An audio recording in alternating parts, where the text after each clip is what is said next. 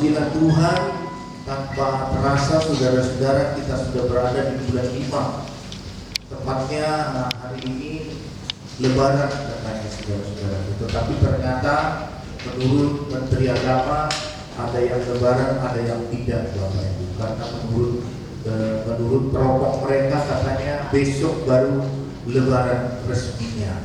Kita tunggulah saudara-saudara. Puji nama Tuhan ya. Olehnya saudara-saudara, mari kita persiapkan hati kita untuk mendengarkan firman Tuhan. Kita buka Lukas pasal yang ke-24, Lukas pasal yang ke-24 ayat yang ke-36 sampai 39. Mana ya? Bisa. Coba dicek dulu apa. Ya, Lukas 24 36 sampai 49. Belum bisa.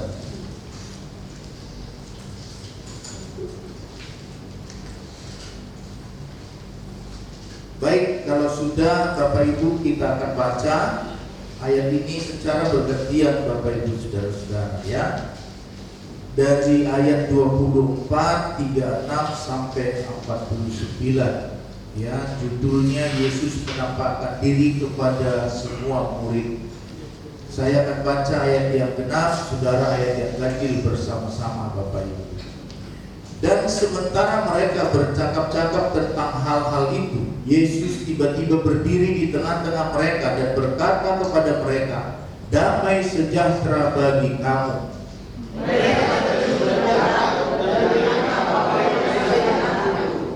Akan tetapi ia berkata kepada mereka, "Mengapa kamu terkejut? Apa sebabnya timbul keraguan-raguan di dalam hati kamu?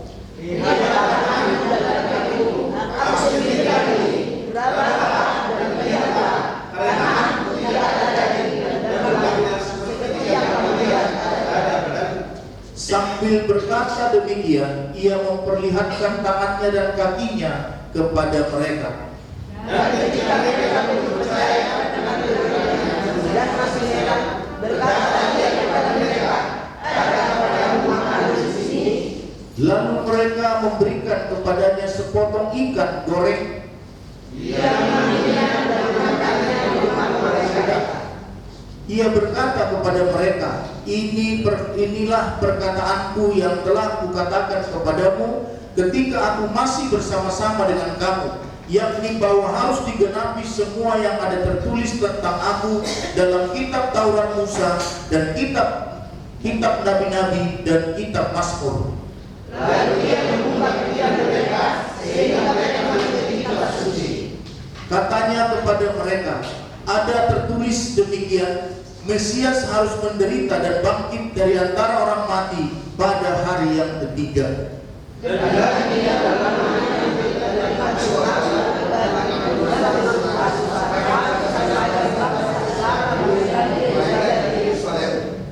Kamu adalah saksiku dari semuanya ini.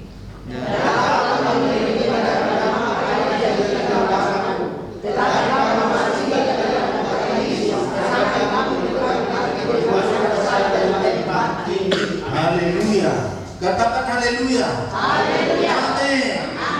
Bapak Ibu saudara-saudara, dari firman Tuhan yang kita sudah baca, maka temanya bagi kita, mari saudara, temanya bagi kita pesan Tuhan Yesus sebelum naik ke surga. Ternyata saudara-saudaraku ada pesan Tuhan sebelum naik ke surga. Salah satu di antaranya saudara-saudaraku apa yang baru kita baca tadi, sementara orang sedang berjalan bersama-sama, saudara-saudaraku menceritakan tentang hal Yesus. Lalu ada orang-orang yang tidak tahu tentang Yesus, Bapak Ibu saudara-saudara. Pada saat itu lalu Yesus menemui mereka di tengah jalan sementara sedang berjalan ke Emmaus katanya saudaraku. Lalu Yesus hadir di tengah-tengah mereka dengan mengucapkan damai sejahtera bagi kamu sekalian. Saudara-saudaraku, maka pastilah orang-orang yang ada pada saat itu yang sedang bercerita tentang diri Yesus, saudara-saudaraku. Jadi mereka menceritakan tentang diri Yesus, tetapi justru Yesus yang datang kepada mereka, mereka tidak tahu, saudara-saudaraku. Bahkan mereka mengatakan, mereka berpikir mereka melihat hal itu. Saudara-saudara, saudara-saudaraku. Kenapa? Murid-murid yang tadinya yang begitu mengenal Tuhan Yesus tiba-tiba bisa dibutakan oleh perkara-perkara dunia, saudara-saudaraku. Maka mari kita mempelajari, saudara-saudaraku. Mereka ketakutan dan mereka menyangka mereka melihat hantu, padahal Yesus yang datang di hadapan mereka dan berkata, damai sejahtera bagi kamu. Betapa luar biasanya, saudara-saudara. Sementara hati kita gundah gulana, sementara hati kita bertanya-tanya, di manakah Yesus? Itu yang sedang tren pada saat itu dipertanyakan, saudara-saudaraku. Ternyata tiba-tiba Yesus muncul datang dengan berkata, damai sejahtera bagi kamu. Saudara-saudaraku, pasti mereka tidak nyambung, saudara. Dan memang betul, seakan-akan katanya mereka melihat hantu. Saudaraku, mari kita perhatikan. Ada beberapa pesan-pesan yang disampaikan Tuhan Yesus sebelum dia naik ke surga, saudara-saudaraku. Pesan-pesannya itu ialah satu persatu kita akan perhatikan, saudara-saudara. Mari, mana tolong? Ya, pesannya yang pertama, mari kita membaca 1, 2, 3.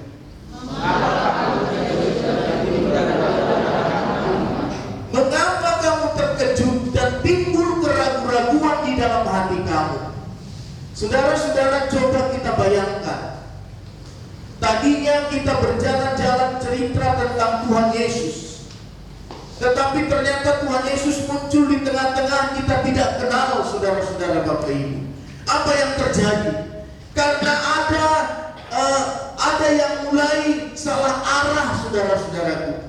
Murid-murid mulai salah arah pada saat itu. Tidak lagi terus mempercayai Tuhan Yesus yang sudah bangkit. Mereka mulai mendengar berita-berita. Katanya Tuhan Yesus tidak bangkit.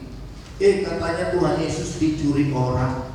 Macam-macam ajaran-ajaran yang disampaikan oleh imam-imam, oleh tentara-tentara Romawi pada saat itu. Bahkan sampai ada yang memberikan uang untuk mengatakan bahwa dia tidak bangkit, katakan dia dicuri orang. Saudara-saudaraku, maka dengan alasan-alasan itulah, maka pemahaman-pemahaman murid-murid menjadi ragu kepada Tuhan, saudara-saudaraku. Ajaran-ajaran yang sedang berkembang mempengaruhi iman mereka. Bayangkan, saudara-saudaraku, ajaran-ajaran yang disampaikan oleh tentara-tentara Romawi itu mulai mereka terima. Hari pertama tidak terjadi apa-apa. Hari kedua masih juga. Dan hari ketiga, saudara-saudaraku, Tuhan Yesus bangkit. Maka setelah dia bangkit, saudara-saudaraku, selama 40 hari dia berada di bumi, menunjukkan dirinya kepada murid-muridnya, Bapak Ibu, saudara-saudaraku. Salah satunya yang kita baca itu tadi, saudara-saudara, mulai dari ayat 36, bahwa Tuhan Yesus menampakkan diri kepada semua murid-murid, kepada semua murid-murid, kepada ke-11 murid-murid. Karena pada saat itu belum terjadi pergantian, belum dicari gantinya siapa saudara yang mengkhianati, Yudas. Ya, nanti di dalam Kisah Para Rasul maka diambil gantinya Matias, saudara-saudara. Tetapi di sini belum, masih ke-11, kepada ke-11 murid-muridnya Tuhan Yesus menunjukkan diri, padahal dalam keraguan-raguan.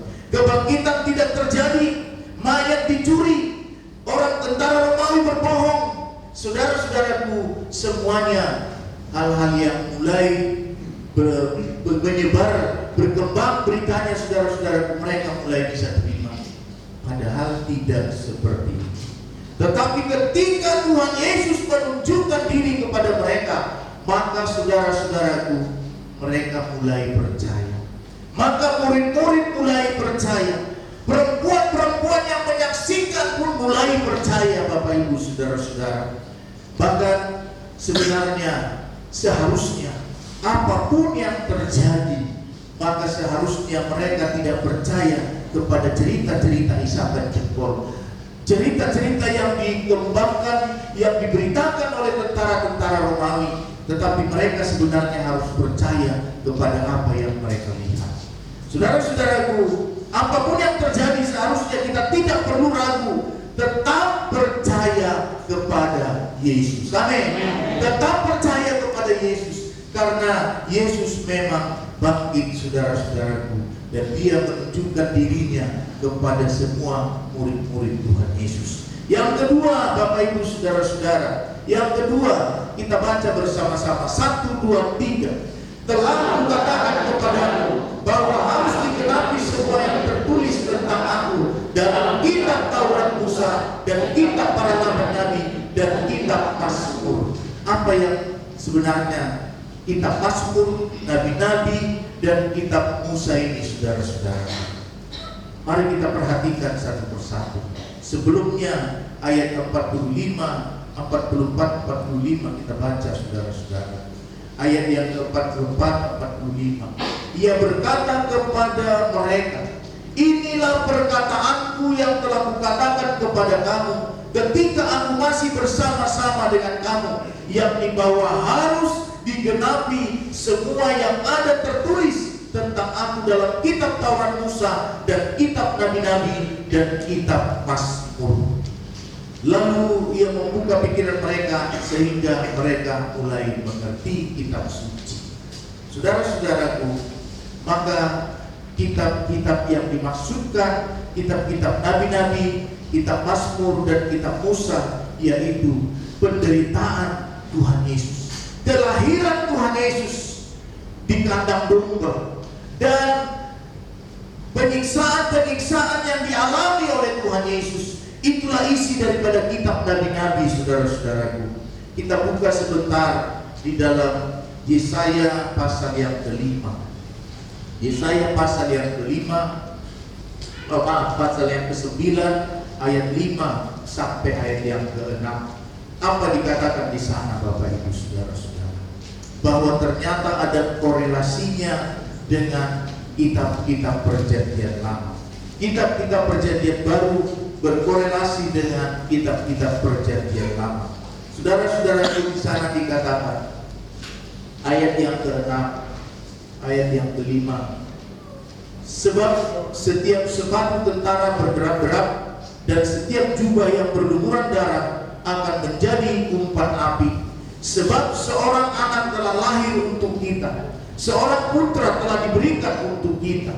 Lambang pemerintahan ada di atas bahunya, dan namanya disebut orang Penasehat Ajaib, Allah yang perkasa, Bapa yang kekal, Raja Damai. Itulah saudara-saudaraku di dalam perjanjian lama julukan-julukan yang digunakan kepada Yesus Kristus. Dia dikatakan Penasehat Ajaib, Allah yang perkasa, Bapa yang kekal, Raja Damai. Sehingga saudara-saudaraku, ketika dia disalibkan, Yesus diberikan nama apa? Indri. Inilah Raja orang Yahudi.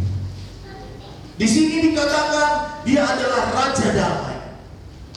Saudara-saudara yang dikasihi Tuhan, betapa luar biasanya.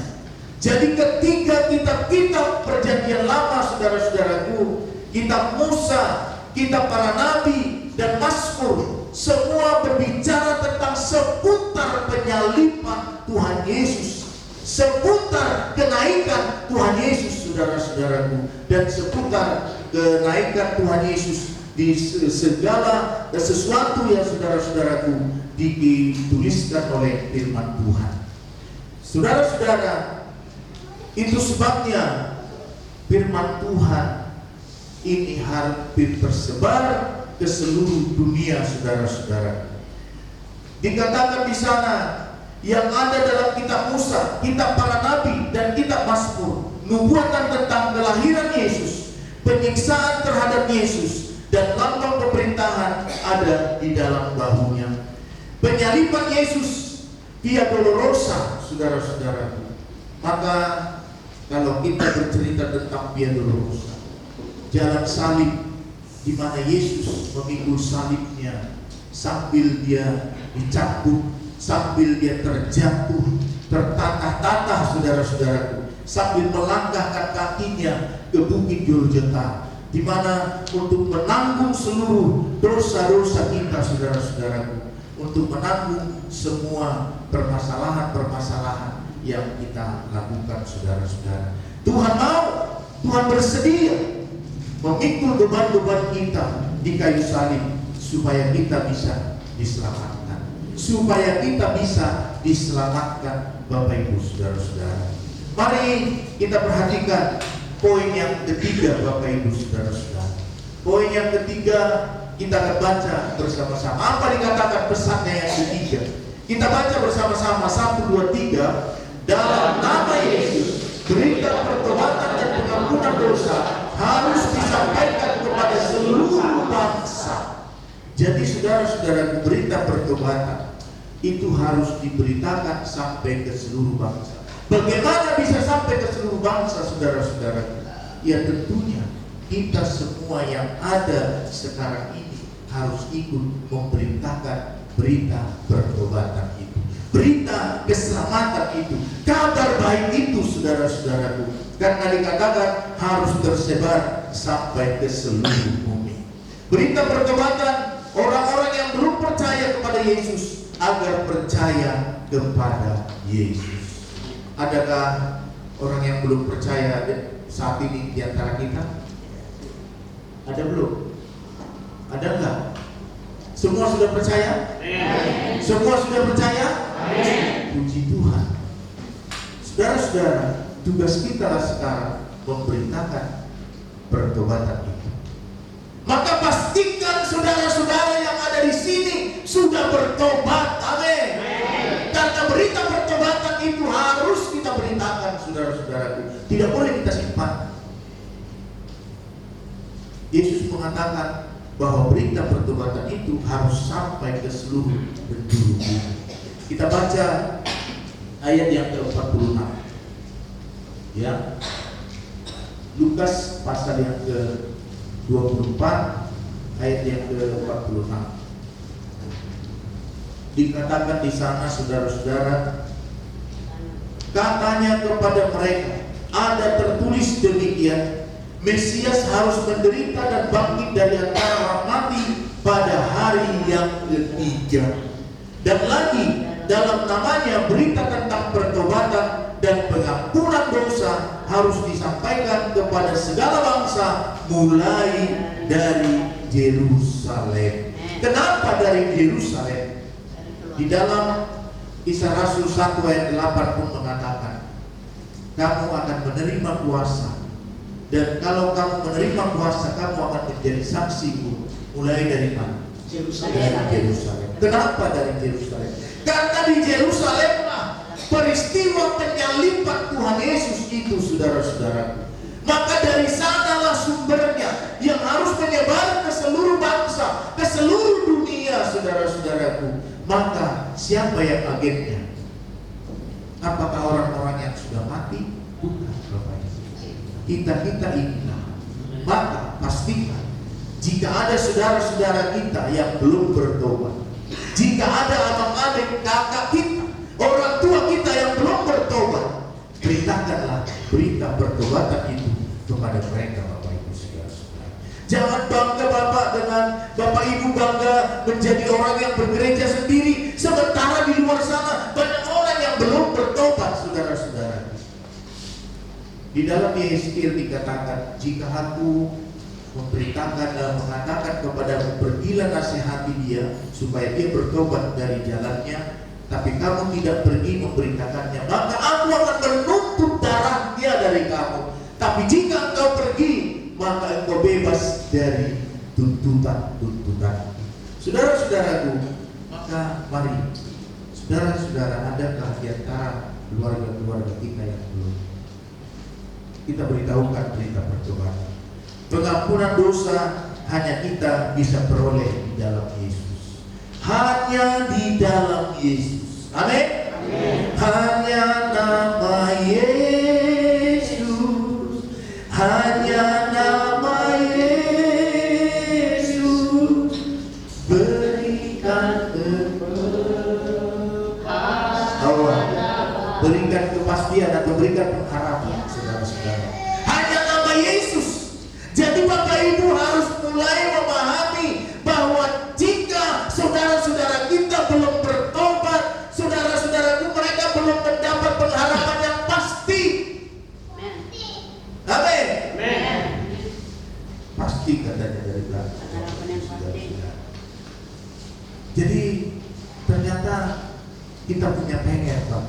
kita punya tugas sesuai dengan firman Tuhan.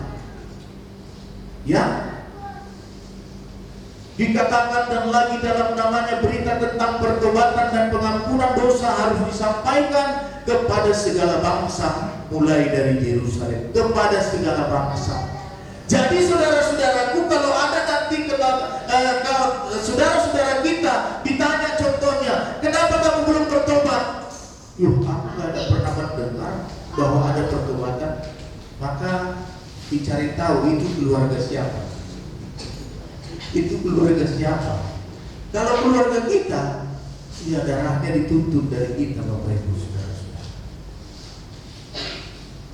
Maka mari saudara-saudara, pahamilah bahwa berita pertobatan itu harus diberitakan. Sebelum memberitakannya bahwa kita pun harus bertobat. Katakan amin. Katakan amin. Amin. Jadi saya berharap, saya percaya satu pun di antara kita tidak ada yang tidak bertobat. Semuanya sudah bertobat. Amin. Haleluya. Pengampunan dosa harus disampaikan ke segala bangsa. Kita baca Kisah Rasul pasal 26. Kisah Rasul pasal 26. Ayat yang ke-20. Dikatakan begini. Ya, Kisah Rasul 26 ayat 20. Tetapi mula-mula aku memberitakan kepada orang-orang Yahudi di Damsyik, di Yerusalem, dan di seluruh tanah Yudea, dan juga kepada bangsa-bangsa lain, bahwa mereka harus bertobat dan berbalik kepada Allah, serta melakukan pekerjaan-pekerjaan yang sesuai dengan pertobatan. Amin. Amin. Yang sesuai dengan pertobatan. Maka pastilah saya yakin bahwa keluarga-keluarga anak-anak Tuhan, keluarga gereja sidang jemaat Allah adalah keluarga yang bahagia. Amin. Karena bertobat semua. Tidak ada lagi yang main pukul, tidak ada lagi yang main tinju. Semuanya sudah bertobat, saudara-saudara. Kalau main pukul, main tinju itu sudah berolahraga dia, saudara-saudara. Sudah latihan tinju, bukan terhadap yang tidak, saudara-saudara. Jadi mari kita beritakan berita pertobatan itu, saudara-saudara. Yang berikut, yang terakhir, yang keempat, saudara-saudara, mari baca yang kita baca yang keempat. 1, 2, 3. Jaminan dan janji Allah, dan aku akan mengirim kepadamu apa yang dijanjikan oleh Bapakku. Tinggallah di kota ini sampai kamu diberkati dari tempat yang maha tinggi.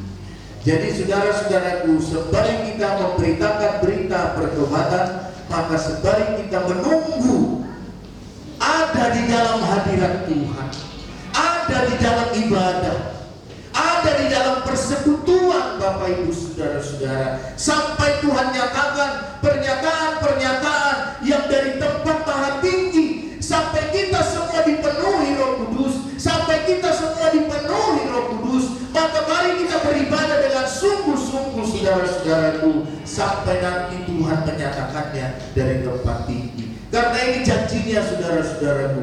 Saya baca sekali lagi, jaminan dari janji Allah, dan aku akan mengirim kepadamu apa yang dijanjikan oleh Bapakku. Tinggallah di kota ini sampai kamu diperlengkapi dari tempat yang tinggi. Saudara-saudaraku, kapan digenapi janji Allah itu?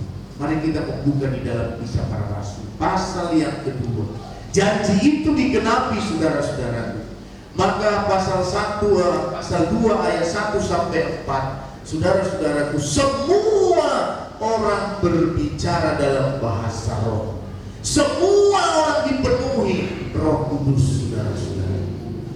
Itulah yang dimaksud dengan diperlengkapi dari tempat maha tinggi. Saudara-saudara, kita membaca Yohanes 14. Yohanes 14 ayat yang ke-15 mulai. Demikian firman Tuhan. 15:17. Yesus menjanjikan penghibur. Ya, Yohanes 14 ayat 15, 16, 17. Jika kamu mengasihi aku, kamu akan menuruti segala perintahku. Persoalannya sekarang, pertanyaannya sekarang, benarkah Bapak Ibu mengasihi Tuhan? Benarkah Bapak Ibu mengasihi Tuhan? Amin. Ragu-ragu saksi saya. Benarkah Bapak Ibu mengasihi Tuhan? Amin. Di sini dikatakan, jikalau kamu mengasihi aku, kamu akan menuruti segala. Yang kedua, sudahkah saudara menuruti perintah Tuhan? Sudah belum? Antara ya dengan tidak ya. Memang seharusnya, tetapi saudara-saudaraku, kita terus di dalam proses kesempurnaan, proses kesempurnaan. Mari Bapak Ibu saudara-saudara, satu persatu dari setiap firman-Nya kita lakukan, kita turuti saudara-saudara. Karena kalau kita mengasihi Dia, kita akan menuruti segala perintah. Aku akan meminta kepada Bapa, dan Ia akan memberikan kepadamu seorang penolong yang lain, supaya Ia menyertai kamu selama-lamanya. Maka Roh Kudus akan menyertai kita selama-lamanya. Tapi apabila